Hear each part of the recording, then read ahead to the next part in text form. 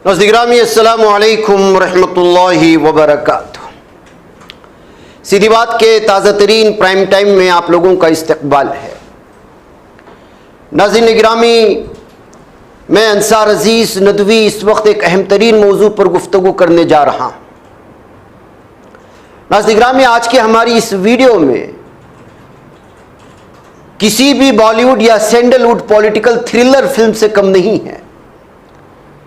जरा तसव्वुर करें, एक आम हिप हॉप रैपर, बेंगलुरु में पढ़ा हुआ एक इंजीनियर जिसका कोई सियासी पस मंजर नहीं, वो मुल्क के पूरे सिस्टम को तहोबाला करके सिर्फ 35 साल की उम्र में मुल्क का वजीर आजम बन जाता है। क्या आप यकीन करेंगे? जी हाँ, ये किसी फिल्म की कहानी नहीं है, बल्कि हमारे पड़ोसी मुल्क नेपाल में रोनुमा होने वाली एक माइंड ब्लोइंग हकीकी कहानी है। नेपाल की तारीख का मतलब महज सियासी आदमी इस्तेहकाम रहा है। यह मुल्क है जिसने सिर्फ 18 सालों में 14 वज़राए आज़म देखे। सियासतदानों की बदनवानी देख देख कर वहां की नौजवान नस्ल मुकम्मल तौर पर फ्रस्ट्रेट हो चुकी थी। ये फ्रस्ट्रेशन 2025 में एक बहुत बड़े जेन जी इनकलाब की सूरत में फट पड़ी। इस इनकलाब की लहर पर उभरने वाले लीडर का नाम है बलेंद्र शाह उर्फ बालेन। आज की इस एपिसोड में हम बालेन का बचपन, उनकी रैप मौसीकी, बतौर मेयर उनके इनकलाबी तब्दीलियां, तनाज़ात, 2025 का खूनी इनकलाब और बदले हुए नेपाल की मुकम्मल तस्वीर आपके सामने रखेंगे।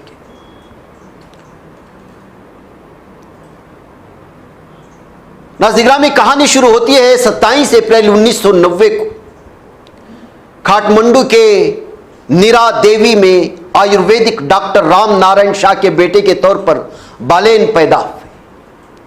उनके खानदान का ताल्लुक मधेश सूबे से है, यानी नेपाल की सियासत में हमेशा इम्तियाजी सलूक का शिकार होने वाली मधेशी बरादरी से उनका पस मंजर है। तालीम में इंतहाई ज़हीन बालेन ने काठमांडू के हिमालय व्हाइट हाउस कॉलेज से सिविल इंजीनियरिंग मुकम्मल की और उसके बाद इंडिया आ गए। जी हाँ, हमारे बेंगलुरु की VTU के तहत आने वाले कॉलेज से स्ट्रक्चरल इंजीनियरिंग में एमटेक मुकम्मल किया। उसके बाद काठमांडू यूनिवर्सिटी में नेवा रिवायत के तहफ़्फ़ुज़ पर PhD भी शुरू कर दी। लेकिन बालेन को मुल्क भर में मकबूलियत उनकी तालीम ने नहीं, बल्कि उनकी मौसीकी ने दिलाई। 2012 में, यानी जब वो 9वीं क्लास में थे, तभी सड़क का बच्चा नामी रैप गाना रिलीज किया। 2013 में यूट्यूब पर आने वाले रॉ बार्स नामी रैप बैटल में उनकी कारकर्दगी देखकर नेपाल के नौजवान उनके दीवाने हो गए। उनके गाने बलिदान और नेपाल इसी को सियासी निजाम के खिलाफ नौजवान के गुस्से की आवाज बन गए। सबीना काफले नामी दूसरी जात की लड़की से शादी करके उन्होंने माशरे की पुरानी रिवायात को भी तोड़ दिया। 2022 का काठमांडू मेयर इलेक्शन रिवायती जमातों जैसे कांग्रेस और UML का बहुत जोर था। उनके खिलाफ एक 32 साल नौजवान आज़ाद उम्मीदवार के तौर पर मैदान में उतरा। उसके पास बड़े फंड्स नहीं थे, उसने सिर्फ एक स्कूटर पर मुहिम चलाई। उस वक्त काठमांडू के साबिक मेयर केशो अस्थापत के खिलाफ एक बड़ा तनाज़ा चल रहा था। रश्मिला प्रजापति और सहाफ़ी उज्ज्वला महाजन ने केशु पर मी टू मुहिम के तहत जैसी जिनसी हरासानी के संगीन इल्जामात लगाए थे। ऐसी गंदी सियासत से तंग आए हुए लोगों को बालेन एक नई उम्मीद के तौर पर नजर आए। नतीजा 30 मई 2022 को रिजल्ट आया। 61,767 वोट, यानी 38.6% वोट हासिल करके बालेन शाह ने काठमांडू के 15वें मेयर बनकर तारीख रकम कर दी। मीडिया ने उसे बालेन इफेक्ट करार दिया। मेयर बनते बालेन के काम करने का अंदाज कैसा था जानते हैं? बिल्कुल एक्शन मोड। अवामी जगहों पर कब्जा करके बनाई गई गैर कानूनी इमारतों को गिराने के लिए उन्होंने बुलडोजर रास्ते पर उतार दिए। कम से कम 202 कमर्शियल इमारतों की अंडरग्राउंड पार्किंग की जगहों को खाली कराया। उससे भी बड़ा कारनामा नकोचा नदी प्रोजेक्ट था। काठमांडू के जय नेपाल सिनेमा हॉल के नीचे 450 मीटर लंबी नदी को ढांपकर इमारत बनाई गई थी। बालेन ने 15 फीट गहराई तक खुदाई करवाकर इस गुमशुदा नदी को दोबारा जिंदा कर दिया। इसी तरह शहर की खंडर सड़कों को ठीक करने के लिए उन्होंने कचरे के 2 पुराने ट्रकों को इंफ्रास्ट्रक्चर एम्बुलेंस में तब्दील कर दिया। कॉल सेंटर पर शिकायत आते ही एम्बुलेंस जाकर सड़क की मरम्मत कर देती थी। उन्होंने ई गवर्नेंस मुतारिफ कराई और दफ्तरी मीटिंग्स की लाइव स्ट्रीमिंग शुरू कर दी। जब सब कुछ बहुत अच्छा चल रहा था तभी बालेन की इंतजामिया के कुछ तारीक पहलू भी सामने आने लगे। फुटपाथ फरोशों पर जुल्म, मुतबादिल जगह फराहम किए बगैर गरीब रेडी वालों की गाड़ियां जब्त करना, पुलिस का इस्तेमाल करना एक बड़ा तनाज़ा बन गया। इसके खिलाफ ई नामी नौजवान ने कौमी असम्बली हाल के सामने मुसलसल 199 घंटे तक खड़े रहकर एहतिजाज किया। और दूसरा, बजट की नाकामी। डिमोलिशन में तेजी दिखाने वाले बालेन तरक्याती कामों में सुस्त पड़ गए। काठमांडू की तरक्की के लिए 25.76 बिलियन रुपए का बजट था, जिसमें से वो सिर्फ 4.64 यानी सिर्फ 12.39 ही खर्च कर सके। मरकजी हुकूमत के साथ झगड़े की वजह से 3,500 दफ्तरी अमले को 4 माह तक तनख्वाह नहीं दी जा सकी। 6 करोड़ की लग्जरी कार का तनाज़ा।